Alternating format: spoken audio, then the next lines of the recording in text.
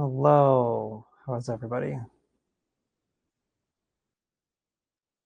Sorry for running a few minutes late. The giant dirt truck that apparently fell over and dumped a bunch of dirt on the road in. Yeah, so welcome. Hi Michelle. So let's see. Last week, we were talking just basically like what the concept of retention and stuff is. We talked a little bit about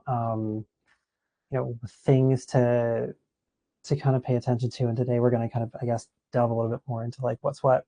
Um, So one of the things that I think is was at the Group Practice Boss conference and was something that kind of popped up, I guess, a year or two ago. There's a couple different things. I think there's different pieces of software that will kind of hook into your EHR and go through tracking different kind of metrics and measuring kind of things.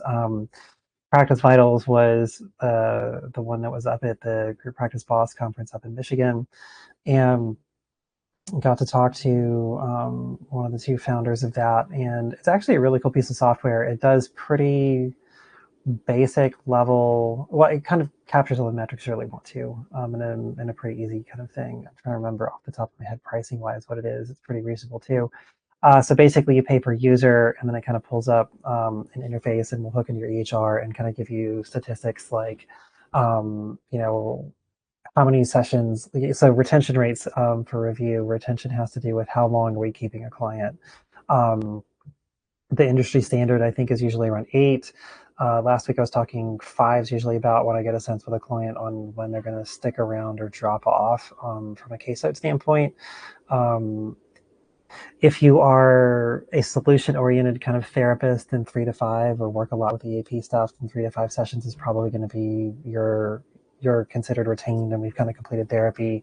Maybe up to 8 for most other situations, especially if you're looking at like trauma therapy and other things like that. You're kind of just getting rapport built to where somebody might feel safe 8+ sessions in. Um, I know some of my trauma clients, it seems like we work together for 6 months to a year before somebody finally has that like kind of softening to where they're willing to like talk a little bit more about what's underneath things. Um, so that's the retention number. If you're looking at the retention metric, there's another rate called churn rate, which we talked about. Churn has to do with if somebody's kind of dropping out after 3 sessions, or like before. Um, and so um, churn's this kind of interesting thing too, in terms of, is it really churn rate? One of the things that seems like it's gotten to be more prevalent since the pandemic and since platforms like BetterHelp and other things have come out is people client relationship to therapy and deciding on a therapist is different. I know before the pandemic versus a year or two into the pandemic, it did seem like there was a shift to where I would get, this happens 1 or 2 times a year. I'll get somebody in kind of at the end of the session. They're like, hey, just so you know, I've got like 3 other intakes scheduled with, different therapists this week. And I just kind of wanted to see how this goes. And if you were here last week, I kind of talked about, intakes are not really like a good representation of what it's like to have an ongoing therapeutic relationship with somebody. Um, so churn is this metric about if somebody drops out in 3 or less, or maybe they show up for a single session or not. It's just, I'm in the middle of doing a big insurance audit and things, and was coming across some names that I'd recognized that kind of stuck out. And one of them was somebody that we met once, and they were like, "Hey, I feel so much better." I'm like, "Huh." We kind of just went over your background and other things, I guess. I don't know, but churn is this metric of like if somebody just kind of pops in for a moment and doesn't really stick around as a therapy client. And it does seem like as the tech companies kind of move into our space and kind of reshape and market differently about what therapy is from a tech company standpoint, which is different than how a therapist might look at things. It does seem like it changes people's relationship to therapy. Um, I think some other metrics. There's Those are probably the two big ones. I think the other thing too that really comes into play is frequency. We were talking last week about how to try and encourage retention. And so having like, regular scheduled times, like I'm a 5 o'clock on Tuesday with my therapist currently. That's really nice. I was previously at 10 o'clock Monday morning with a different therapist. So these are just that regularity of things. And are you booking a follow-up session at the end of a session?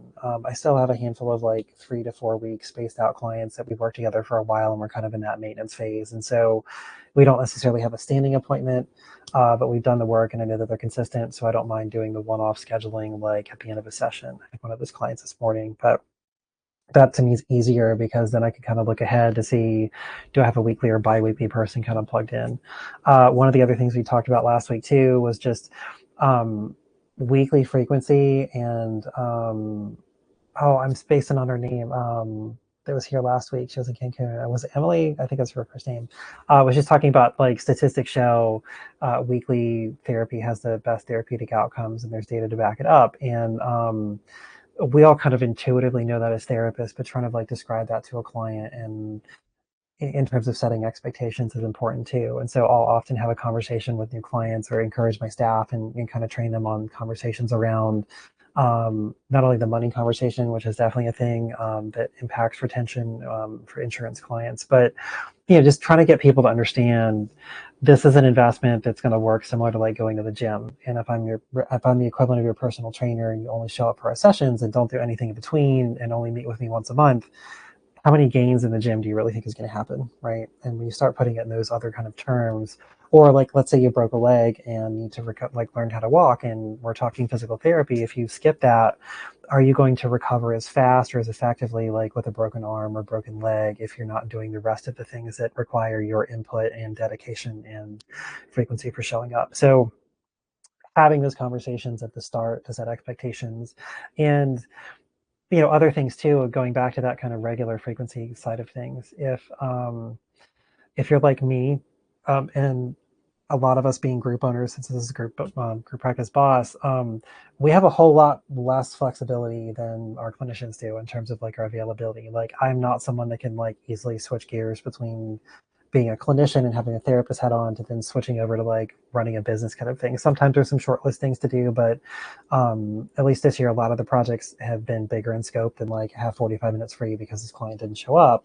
And so trying to talk through and budget out and have for me, I like a much more structured schedule and I want people to kind of plug in on a regular basis. I have some clients that aren't so great about that and need some flexibility. And so are you having a conversation with that client that maybe works a restaurant job? Do they have a clinician on your caseload that is flexible enough to kind of fit that in? And are they somebody showing up consistently? Like I don't mind somebody that I've had several people that I've worked with for a long time that have had different service jobs. They consistently show up even if we're not meeting at the same time every week. And so I don't mind that as much. Right now it's gotten to be much harder for me to schedule, but that is another piece to like actually tracking and encouraging retention. So questions so far about just the basic data points and some basic concepts around retention and tracking, and then we can get into like tracking and measuring. I think they're kind of similar in a way, but figuring out how to make sense of this kind of information would be, I guess, the next big question here. So any questions right off the bat for new people about what retention is, what churn is, ways to kind of go about having discussions to kind of set clients up for success about being retained clients. So some other factors in here too is figuring in what your client acquisition cost is going to be. And so if you're just doing Psychology Today or maybe a word of mouth practice, it gets usually a little bit more difficult the bigger you scale in terms of like quickly filling up cases if you're strictly word of mouth. But that's a much lower cost for client acquisition than it's going to be if you're doing pay-per-click advertising through Google or Facebook or Instagram or any of these other platforms. Pay-per-click acquisition gets to be much more expensive. And so having a client retained and figuring out how many sessions you need to just even break even versus like actually have it be profitable. And again, I talked last week about there's an ick feeling about talking about clients in our field as profitable, but we are in business too. And that's just the way our healthcare system works. And it kind of is what it is. So that you could, I guess, think of net revenue. So you could think of net revenue like, instead of maybe using the word profit, we could just say, hey, how much are we going to net off this client? Where do we start netting money to pay the bills, keep the lights on, pay me for the work or the clinician for the work that they're doing? Where are those break-even points in terms of that? And maybe shift the dialogue a little away from the profitability standpoint. But there is an acquisition cost. It's another big factor with all of this. So I know, Elizabeth, last time you've had issues in the past about, is it the clinician, is it the client, and this is one of those things to kind of get into as well, and discussing things. But right off the bat, are there any other metrics that I'm overlooking, that people can think of? And if not, we could kind of start talking in about how to go about measuring these types of things.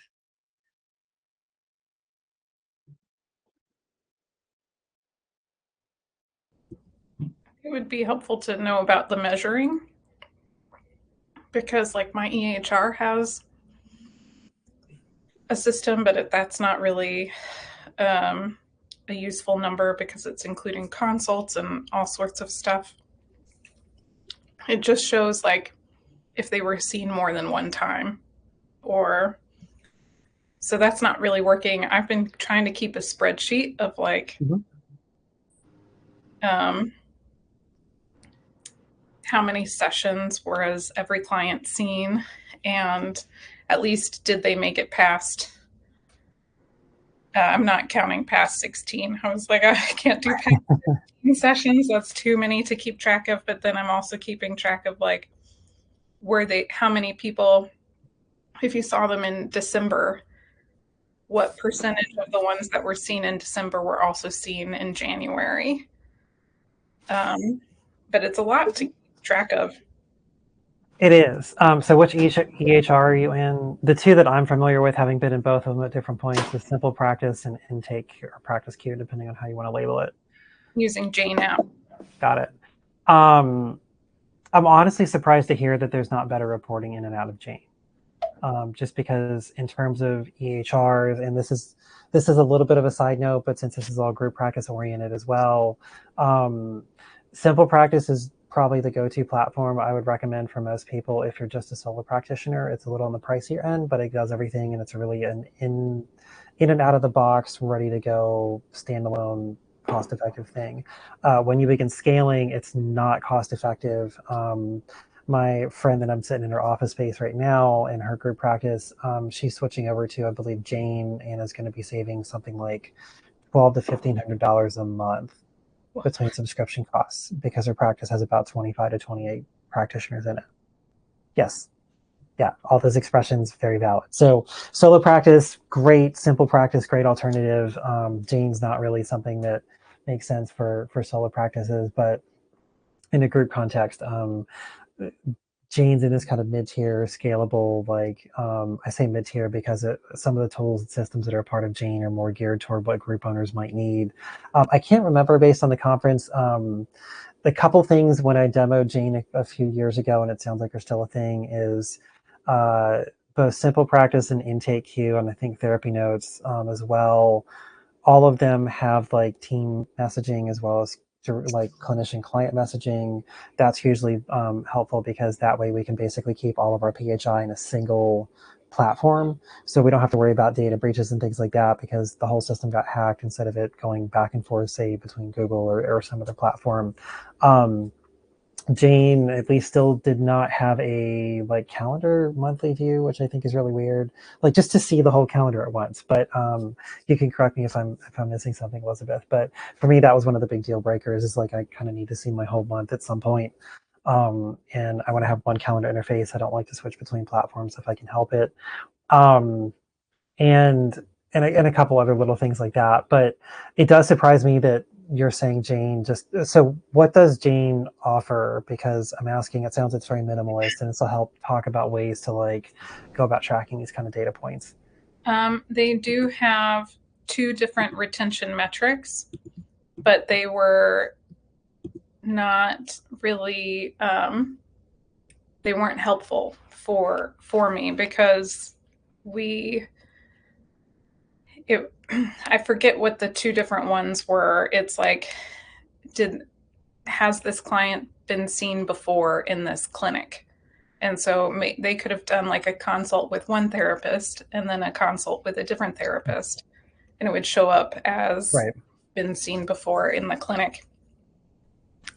Um, and I forget the other one, but when like I had one clinician where it looked good in the Jane metric, like she had good retention, but she couldn't keep her schedule full at all. Her schedule was empty all the time. And I was like, okay, this metric is not working anymore, which is when I went to like doing my own spreadsheet. But again, it's a lot.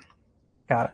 Okay, so when I was in civil practice, and this was up through 2022, there was you could export like client summaries and appointment summaries and things like that. And so basically, Intake Queue will do the same thing. And so both of those platforms, what it allowed you to do is go in and basically like do a data export. And so it would export a number of different ways you could have it. You could do a very general, like number of appointments by sessions and those kind of things. The more useful stuff that you're probably interested in terms of tracking, and what I was doing in simple practice at the time, was I would export a line by line per client spreadsheet, and it would include things like date of first session, date of last session, number of total sessions. I'm trying to remember, there were a few other detail things in there, but just from that alone,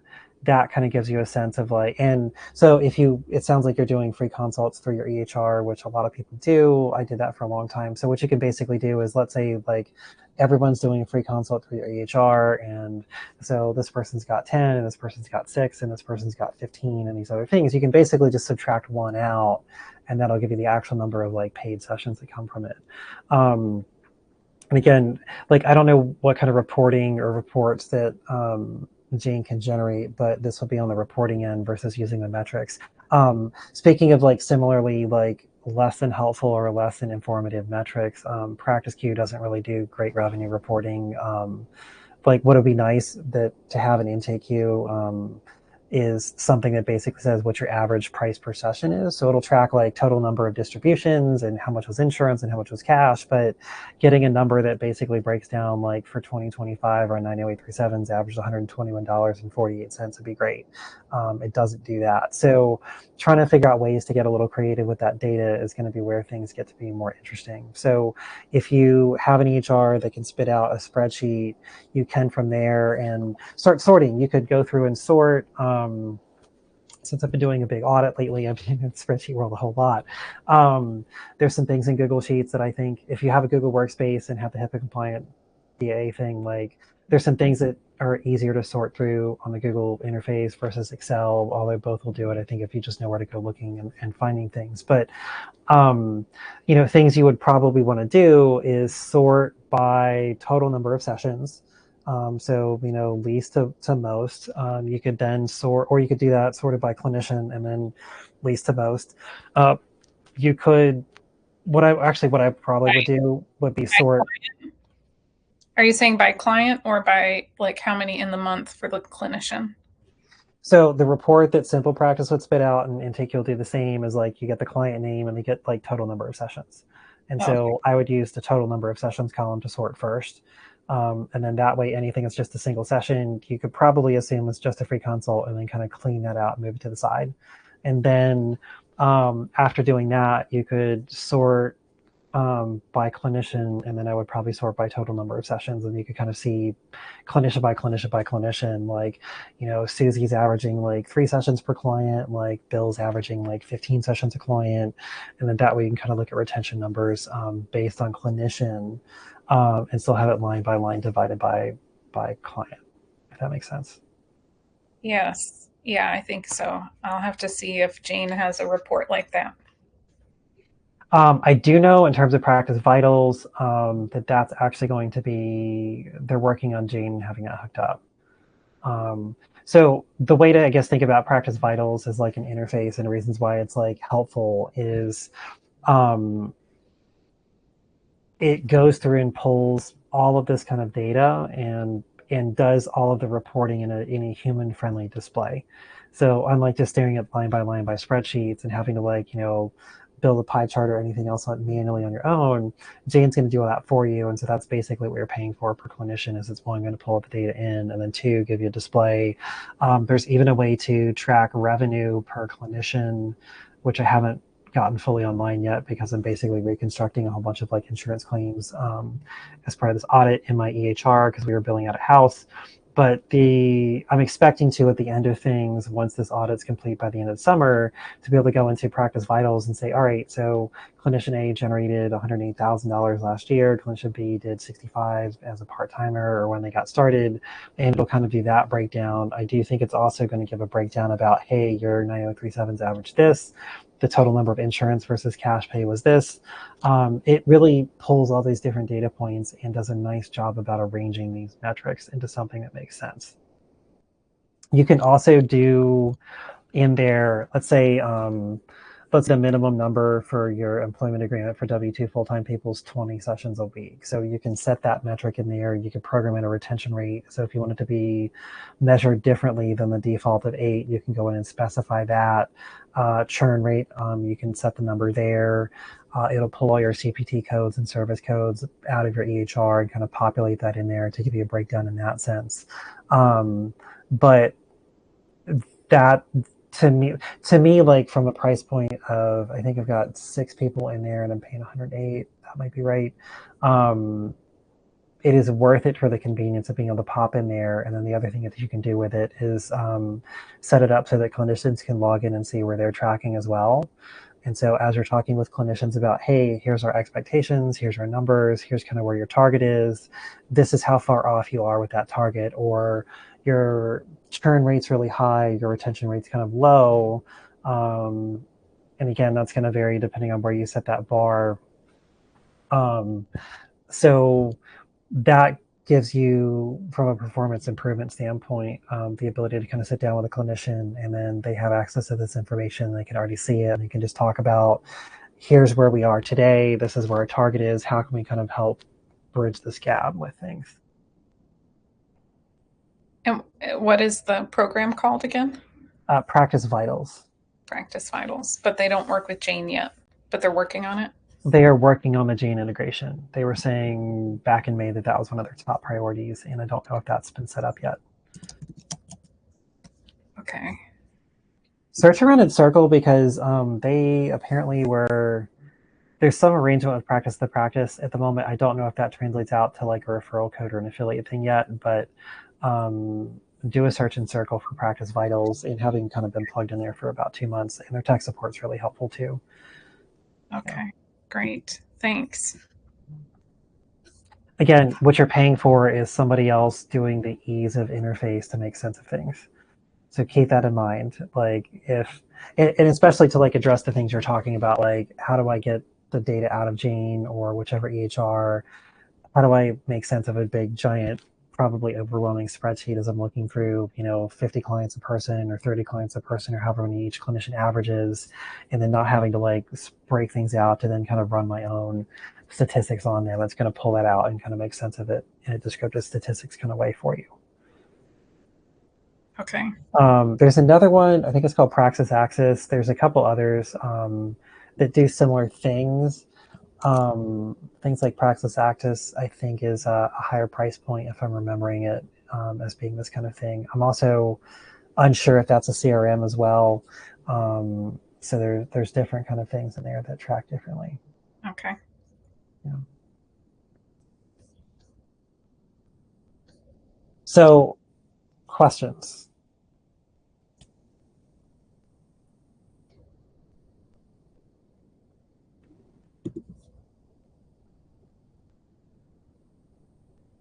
No, that's kind of interesting. Okay, cool. I guess I'm talking data in a way that makes sense to people.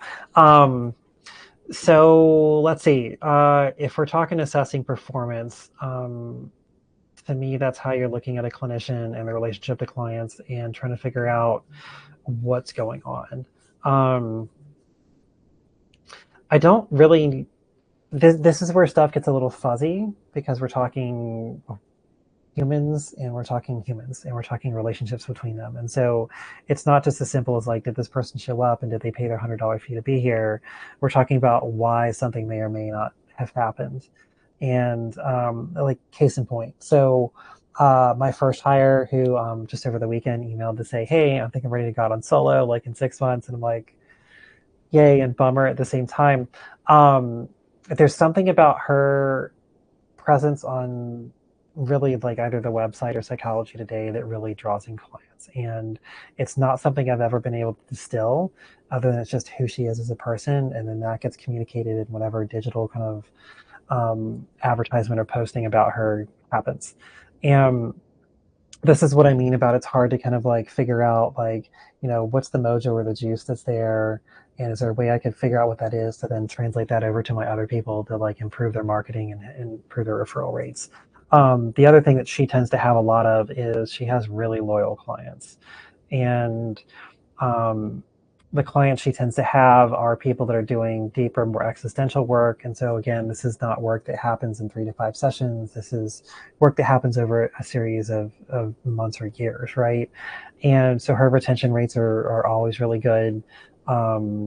Usually, if there's a retention issue, it comes down to something that's finance related rather than something else. And so, part of this year has been in realizing like changes in insurance and just communication about that and timing of things too.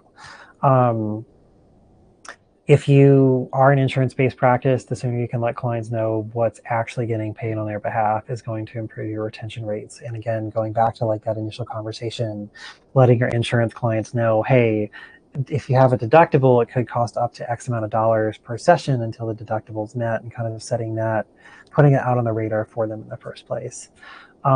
If also kind of related to retention as well, if you're an insurance-based practice, I would say let's not be in the habit of communicating to clients, here's what the insurance told us for your verification of benefits is going to happen.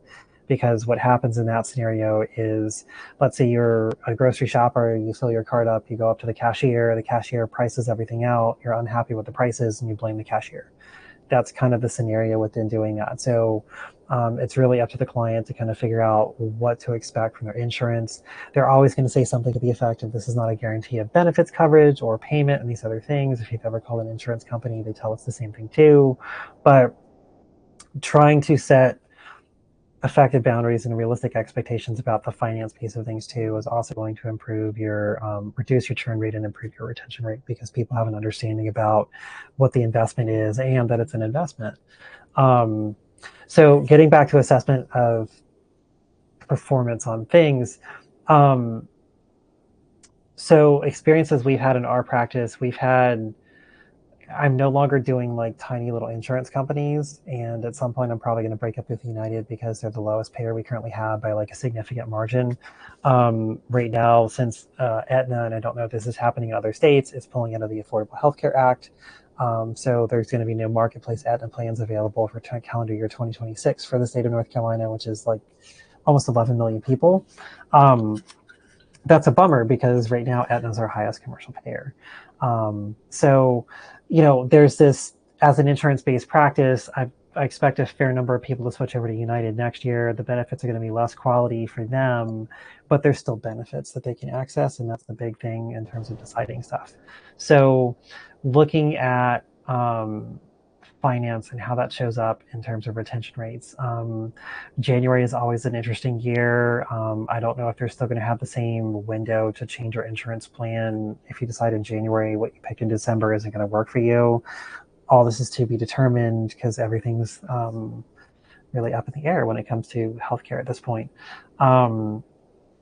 So when somebody has insurance and then suddenly their deductible resets, or they switch insurance and then now they have a new deductible because they switched plans, this is one of the things that, at least in our practice, we notice a huge amount of like turnover because people suddenly can't afford therapy or didn't account for the fact that they may not be able to afford therapy. And it's difficult because we've run into, as an insurance-based practice, there's a lot of plans that have no deductible for mental health. So right off the bat, there's like just $30 for Blue Cross, for example, is a good insurer in our state to kind of identify that.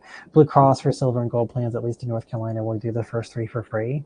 So regardless of whatever the copay may be after starting at the 4th session, the first 3 sessions are often free. And so this can be another conversation point with people to just let them know in advance that the first 3 are probably going to be covered for free if you haven't already used them. And then once that happens, there's going to be some level of copay that factors into that.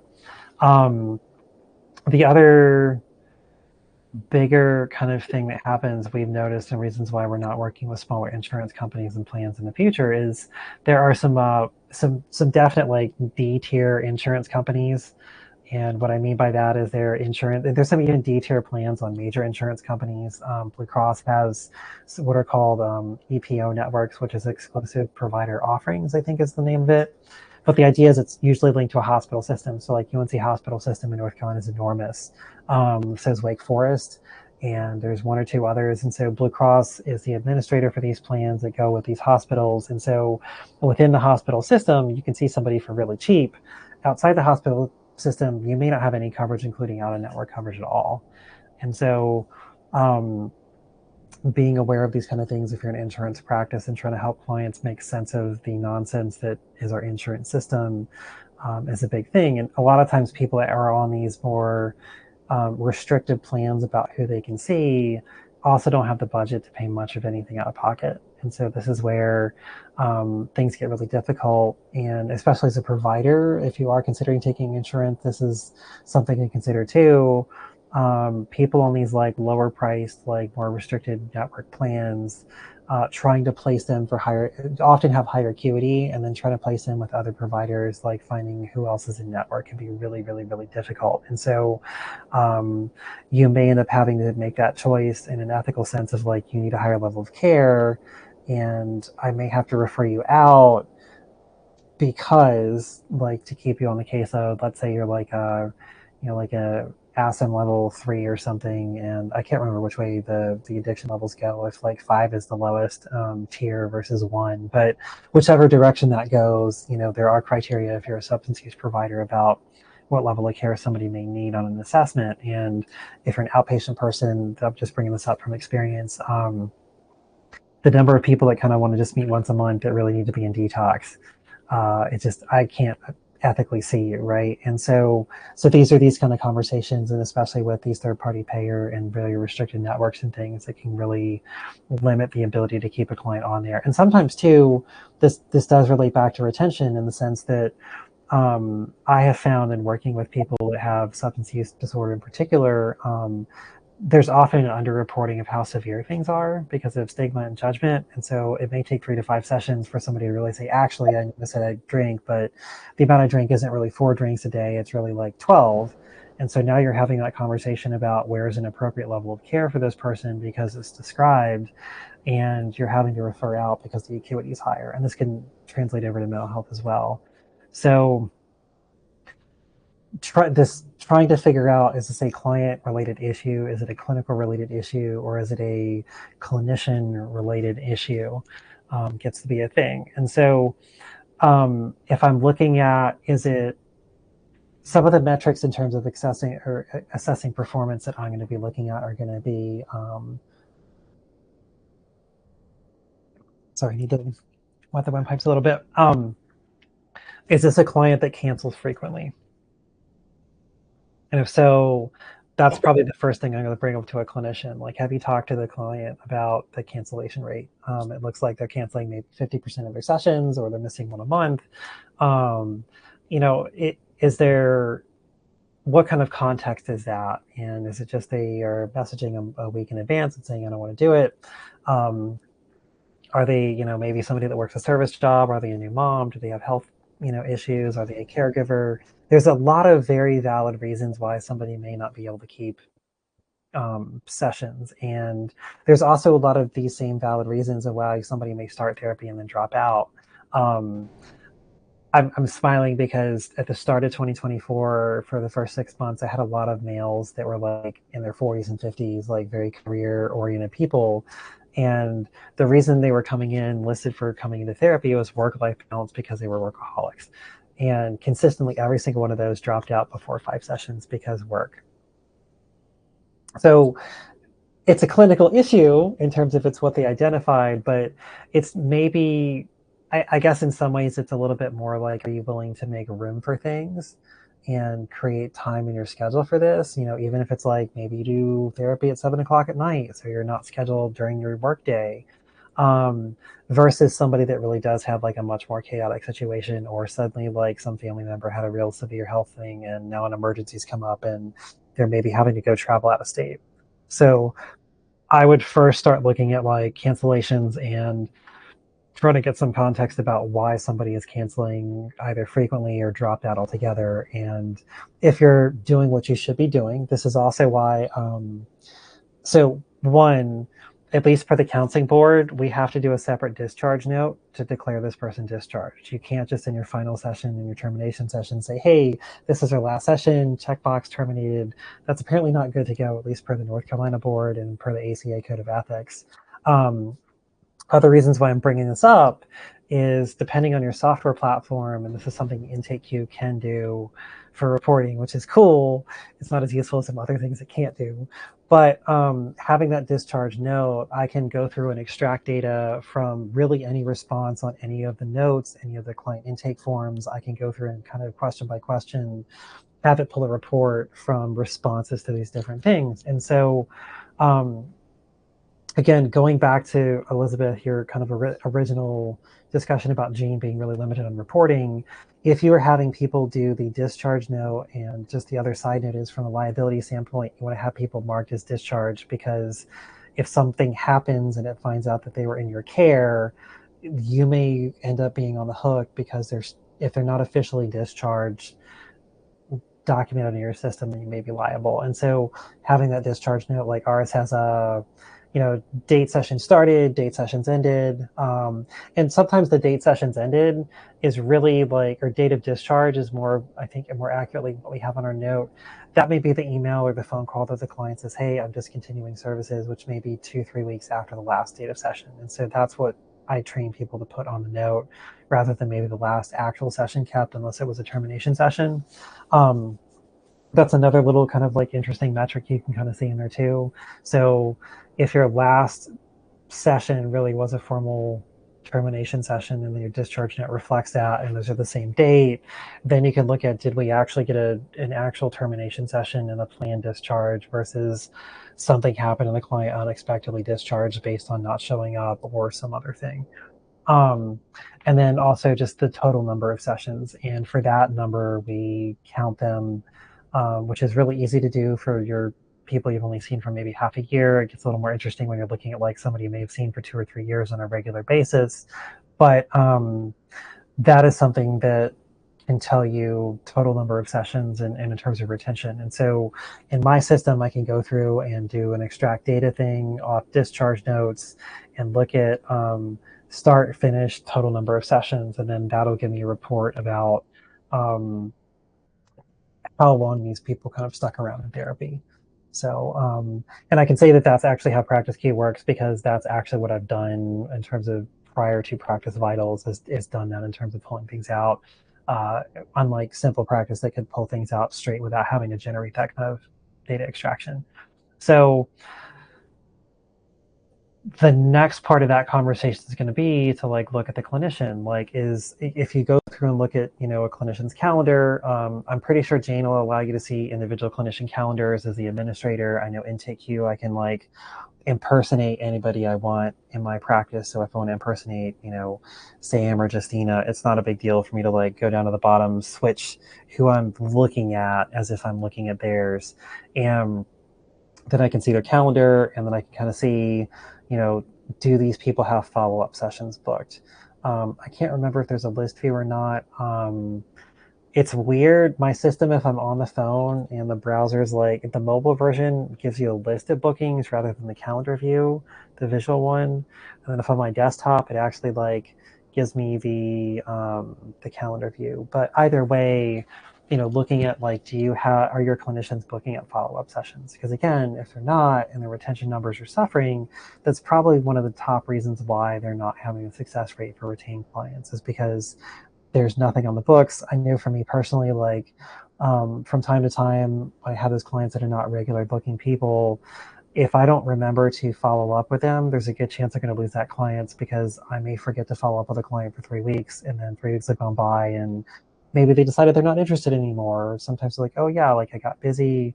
But another thing to this in terms of like trying to bridge that gap, schedule send emails.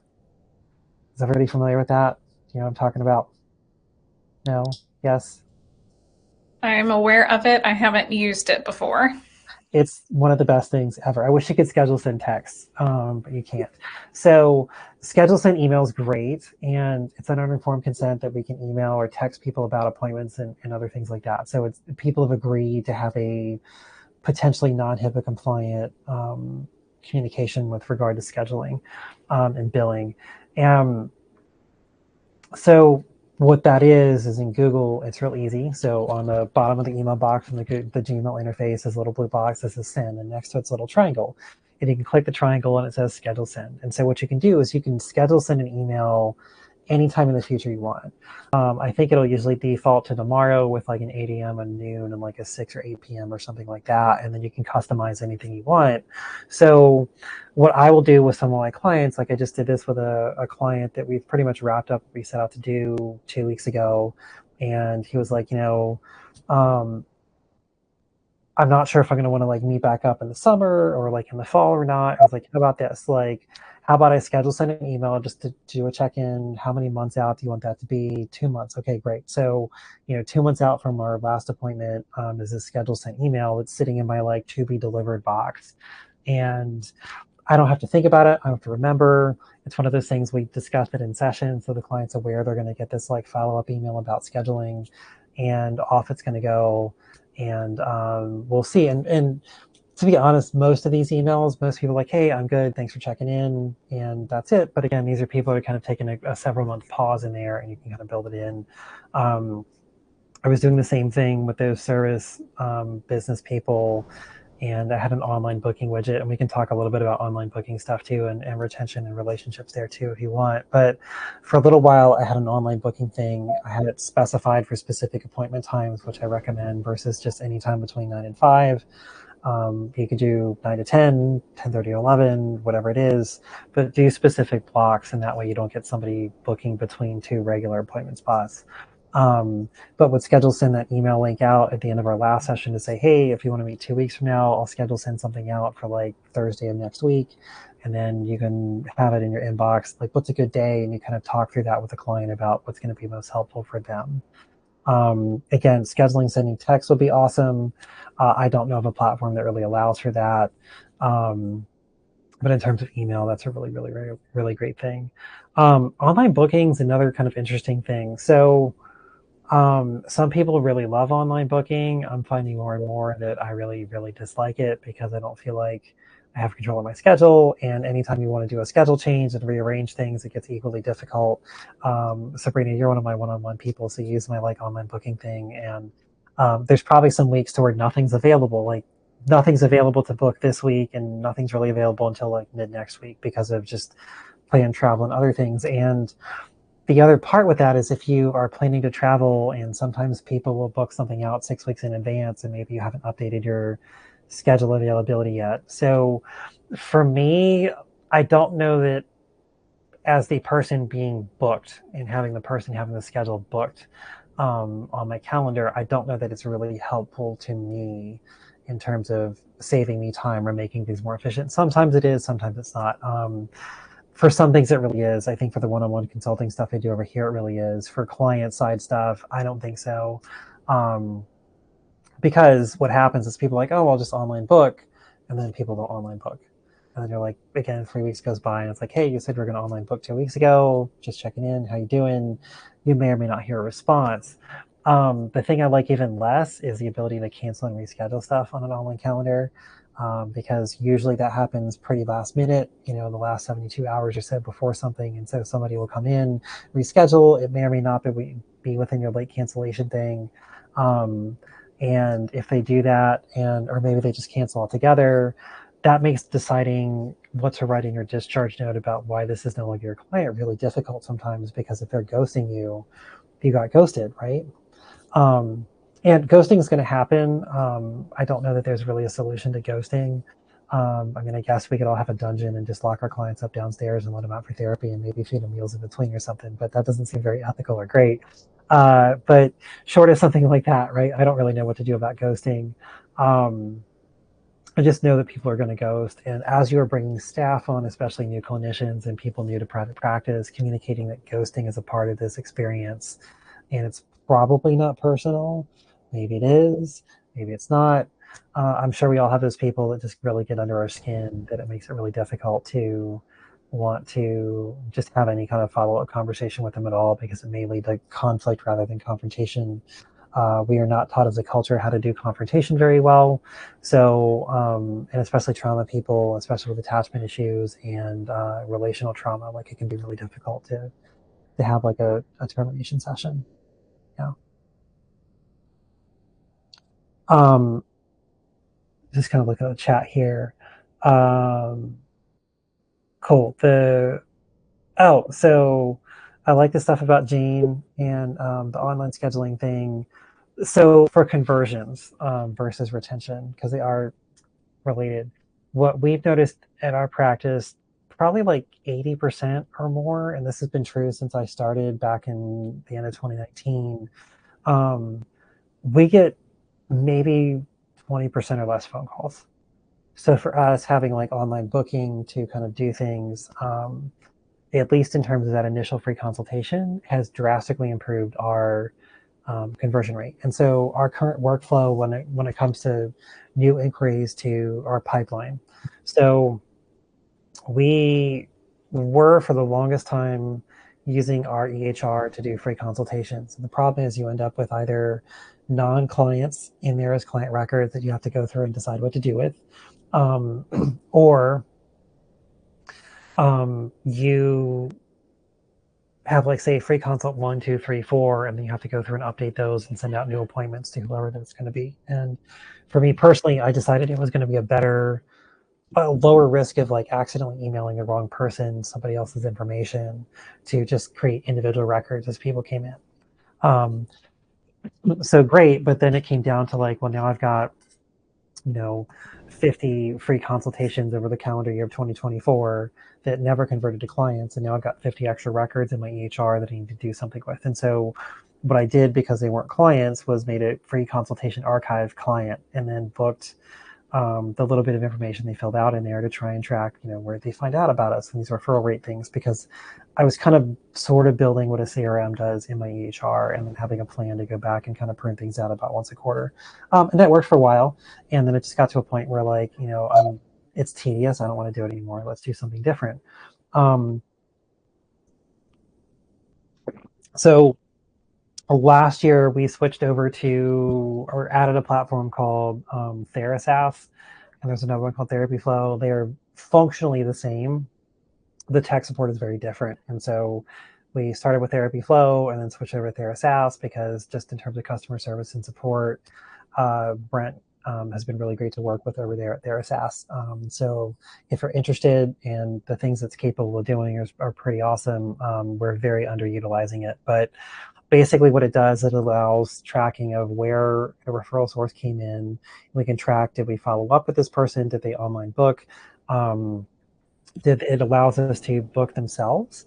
So it provides HIPAA compliant web forms, and you can build as many of those forms or surveys as you want. And if you do pricing on plugins for websites, a lot of those run like $500 a year or more just to have the HIPAA compliant form. And so the pricing of Therasas for everything else it's capable of doing, we haven't moved into yet.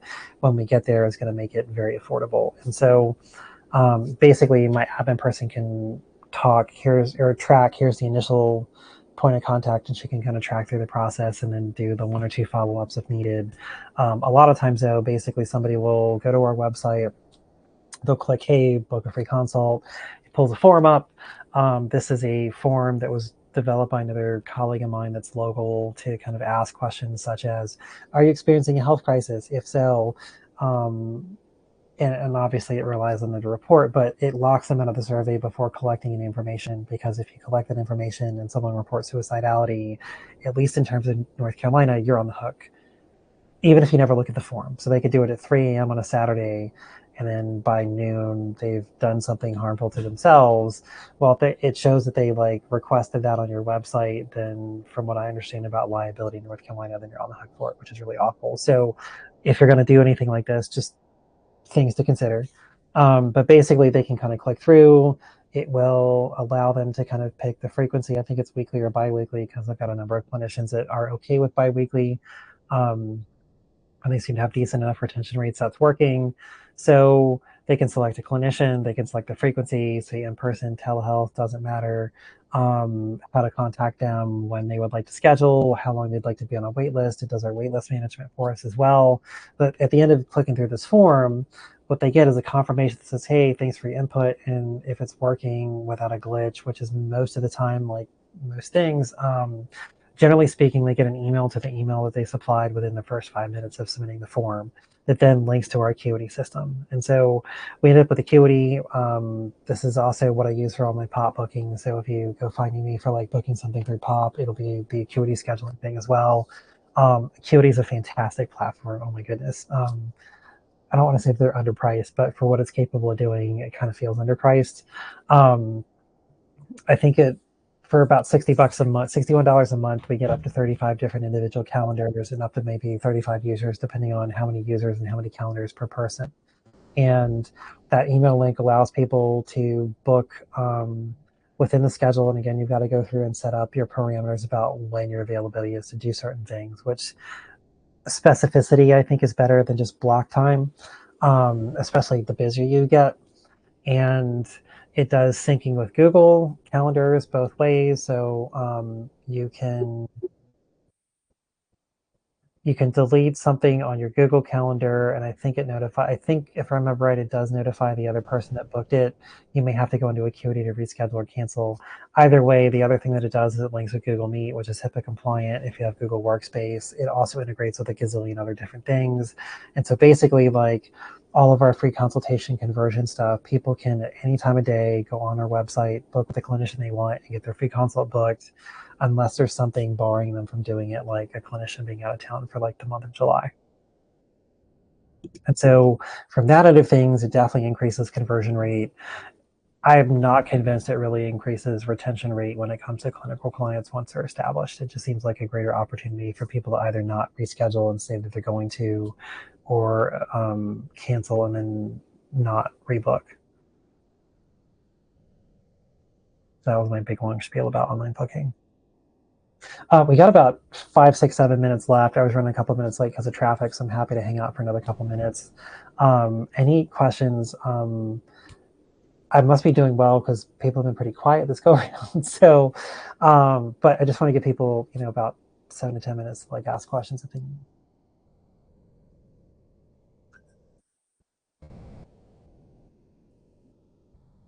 Or if there's anything I didn't cover in depth enough for somebody, I'm happy to talk more about it too.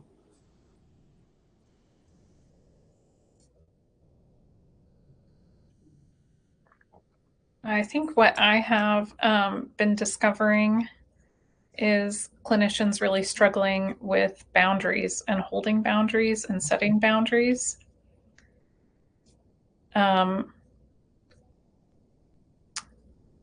Which is more of the clinician issue. Whether that's in scheduling or in charging for no shows and late cancellations. Like it's all across the board. So I think I'm leaning towards I'm probably going to need to make the boundaries more strict from like a organizational level.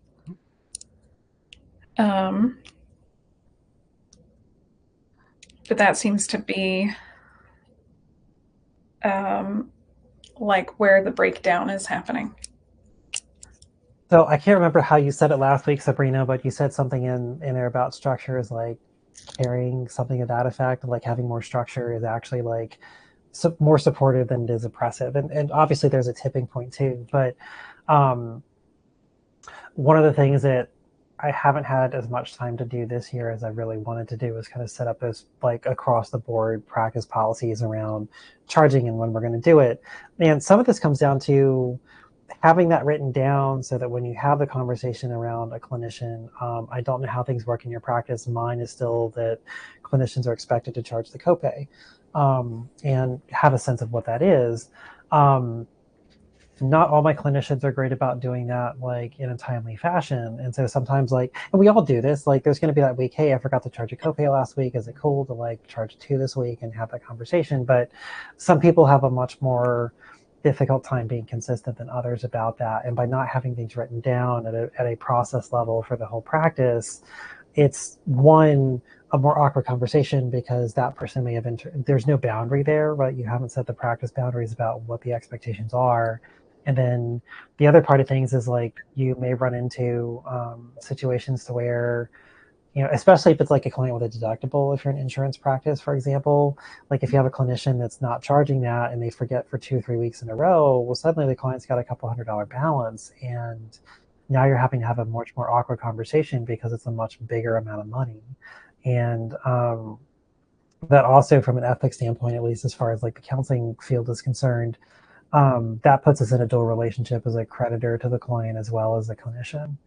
But I mean, you know, I would want to know what my oil change costs at the time of service. I don't want to find out 3 weeks later, by the way, Valvoline wants to charge me $75 instead of 60, right? Like, I just want to settle up as soon as possible. So there's just some basic functionality things around there too. And um, when I did the transition from 1099 to W-2, part of that allowed me to start setting some of these practice-wide policies about here's what our out-of-pocket private pay rate is going to be across the board. It's going to be $150 for an hour session, and I think it's $175 for like an intake or not. But our missed appointment fee is going to be $100, and part of that had to do with, you know, $50 is more affordable for our insurance clients with $10 copays. But as a practice owner, if I'm looking at like, you know, 5 cancellations in a week, well, if it's only going to be $50, like no one's really getting any money out of that. And originally how I had things structured was that just went straight to the clinician because that was going to be lower than the clinical rate. But then I'm like doing the math on things. I'm like, well, as a practice owner, now I'm out $250 toward paying bills, right? And so having to balance these kind of business decisions out versus like the human side of things in a compassionate, caring kind of way, and then just the practical balance in between about how do we make things work. And like Emily was talking last week about cancellation policies and no-shows and things like that, and whether or not you need to explicitly say everyone gets a freebie or not, and how often do you get the freebie and these kind of things. These are all things to have a discussion around. Again, because I haven't had time to lay out really detailed policy around a lot of things. I don't mind people having, especially associates that are kind of initially looking to like set up a caseload. They're like, hey, anybody that wants to kind of see me, great, right? The problem is like, if they're on OpenPath and they're taking on $40 clients, they're going to make $20 an hour, and the practice is going to get like 15 to 20 to pay bills, even though you're kind of budgeting in for a much bigger percentage off of that to like cover expenses. And part of the expenses goes toward onboarding that clinician. And so having these discussions and finding ways to set these up as a practice owner really do matter. And again, the structure is there so that people kind of know what the rule book is. So we're playing baseball. Here's the rules. It's college, so it's going to be this versus, you know, pro or whatever. Yeah. And that way just people know. And there's guidance on that, like other things along these lines too, as far as training stuff. And I realize we're kind of coming up at the very end of time, but I like video training where I kind of, so I have a Space Ghost as my dummy clinician in my EHR, and he's got a whole caseload of like random characters off Adult Swim and Dwight Schrute and Ren and Stimpy and these different people. And so people can go in and I can record demo videos and have the full functionality as a standalone clinician here in my practice, or like as a hired clinician, not a standalone one, but I can go through and record those kind of things. And so people can kind of watch in real time the whole process, and they have a reference video to go back and look at. And again, because I'm paying for the extra seat in my EHR to do the training video specifically because it's worth it for the price of Intake Q, it's like $30 a month now for an extra person. But I make enough training videos a year that it's worth it to kind of keep that active. Or if somebody wants to check my system out to see what it's like, I can just give them the login and they can do it. But that gives people a frame of reference, and they can kind of see the workflow in action from somebody that knows what they're doing and have a reference point to go back to. So that could also be a way to have like a training video on how to have a conversation with a potential client about what their therapy might cost and treatment. I know with the good faith estimate thing, it was really complicated in our field because it's like, well, I don't know if you're going to take 5 sessions or 50 sessions to get over what you're trying to work with. And it's much more ambiguous than it is maybe a broken leg in physical therapy. Yeah. Thanks. I have a meeting, so I've got to go. Thank you. Cool. All right, everybody, thanks for showing up. And I think I'll see y'all next week because I think we're doing one more of these. So, all right, take care. All right, bye.